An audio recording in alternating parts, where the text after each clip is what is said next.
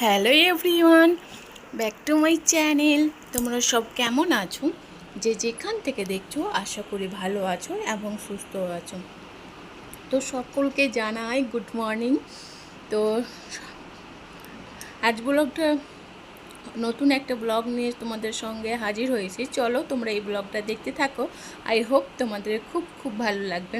তো এই যে দেখতে পাচ্ছ আমি মামামের কিছু ক্লিপ গার্ডার এসব কিনেছি। কারণ কি বলতো, সকালে উঠে ঘুম থেকে উঠে দেখা নাস্তা টিফিন করার পর দেখছি একজন হাকিয়ালা এসছে। তো সেক্ষেত্রে মামাম তো স্কুলে তো ছুটি, তো মামামের এই ক্লিপগুলো সত্যি কথা বলতে এই ক্লিপগুলো ভীষণ সুন্দর, আমারও লেগেছে। আর দেন আমার মামামের তো খুব পছন্দ হয়েছে। তো এই রাবারটা, এই গাড়াটা আমিও মাঝে মধ্যে ইউজ করতে পারবো, আর মামামের চুলো ঝুঁটি বেঁধে দিতে পারবো। তো আর এই যে কিছু ক্লিপও নিয়েছি। সত্যি কথা বলতে এগুলো খুব রিজনেবল প্রাইসের মধ্যে ছিল, খুবই সস্তার মধ্যে ছিল। এগুলো তুমি মলে কোনো কিছু কিনতে গেলে তুমি এটা প্রায় নাই করে 80-90 টাকা তো পড়েই যাবে। তো এগুলোর দাম শুনলে সত্যি মাথায় হাত দেবে। তো আমরা ওটাই ভাবি, হকাররা এত কষ্ট করে আমাদের দরজায় বাড়ির দরজায় ঘুরে বেরিয়ে বিক্রি করে সামান্য টাকার জন্যে। তো সেক্ষেত্রে তবুও কিন্তু আমরা অনেক দাম দর করে থাকি যে এটা নেব না সেটা নেব না। আর এই রাবারগুলো তার এক সপ্তাহে কিছু আগের দিনে নেওয়া হয়েছিল, এগুলো দেখে বুঝতেই পারছো। আর এগুলো নতুন নিয়েছি আজকে। তো এই ক্লিপ রাবারগুলো কেমন হয়েছে অবশ্যই তোমরা কমেন্ট করে বলবে। আর এই কান্নাটা তো নিয়েছে, হ্যাঁ এই ডিব্বাটা। তো এগুলো এর মধ্যে ভরে রাখলে কি হয় বলো তো, সবসময় উপরে বেডরুমকে যাওয়া হয় না, পসিবল হয় না, যেহেতু আমরা হাউস ওয়াইফরা অনেক কাজে এরকম কাজের মধ্যে ইনভলভ হয়ে থাকি। তো সে সব সময় উপর নিচ করাটা কঠিন হয়ে যায়। আর এই যে একটা টুথপেস্টও রেখে দিলাম এর মধ্যে। তো আমি সব কিছু চেষ্টা করি আমি হাতের কাছে রাখা, কারণ আমার যেহেতু ছোট্ট একটি মেয়ে আছে, ওর দাঁতের মধ্যে কোনো কিছু আটকে গেলে তখন ওই। আর এই হেয়ার ব্যান্ডটাও কিন্তু নিয়েছি, হেয়ার ব্যান্ডটা ওর দিদুন কিনে দিয়েছে। তো ওই হেয়ার ব্যান্ডটাও সুন্দর হয়েছে।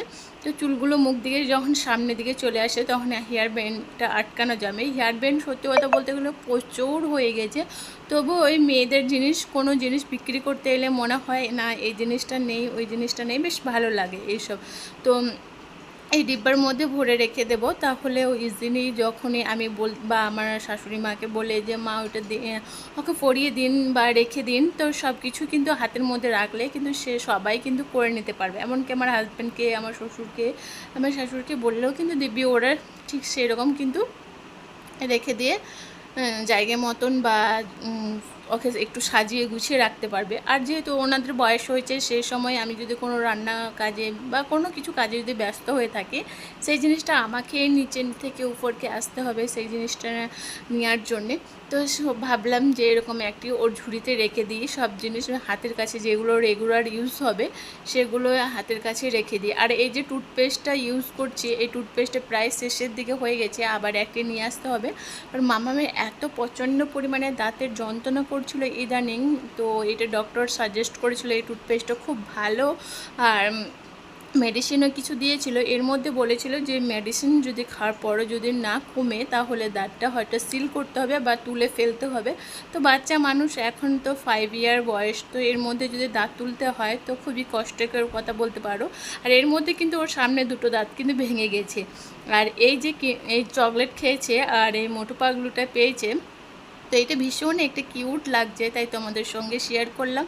আর দেখতে কিন্তু বেশ সুন্দর লাগছে, তাই না? আর এই চকলেটগুলো খাবে শুধুমাত্রই এই কোনো কিছু গিফটের আশাই কিন্তু এই চকলেটগুলো খাবে।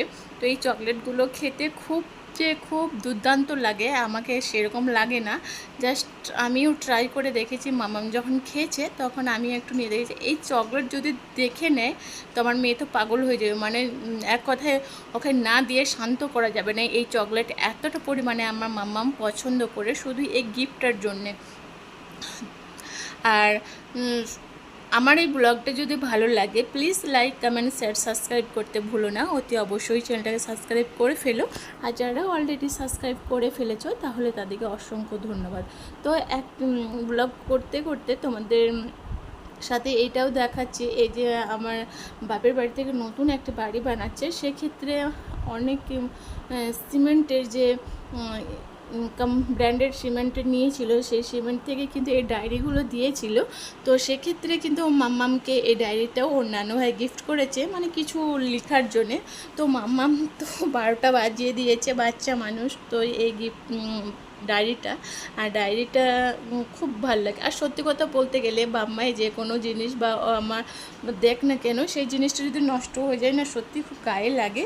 আর এই স্ত্রীটা কি বলবো, সব দিকে ছোটাছুটি মানে দৌড়াদৌড়ি করছিল, তাই ভাবলাম যে এই যে জুতোর বক্সটা আছে, সেই জুতোর বক্স সিলেতে আসে।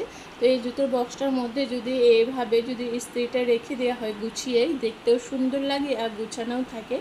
আর সবাই আমি সব বাচ্চা ছেলেরা এদিক সেদিক তারটা নিয়ে চিড়িয়ে ছিটকে বেড়ায়। তো ভাবলাম যে এরকম বক্সের মধ্যে রেখে দিলে দেখতে বেশ সুন্দর লাগছে, এটাও একটা অর্গানাইজ বলতে পারো। তো আজকের মতন এতটুকুই, আবার নেক্সট ব্লগে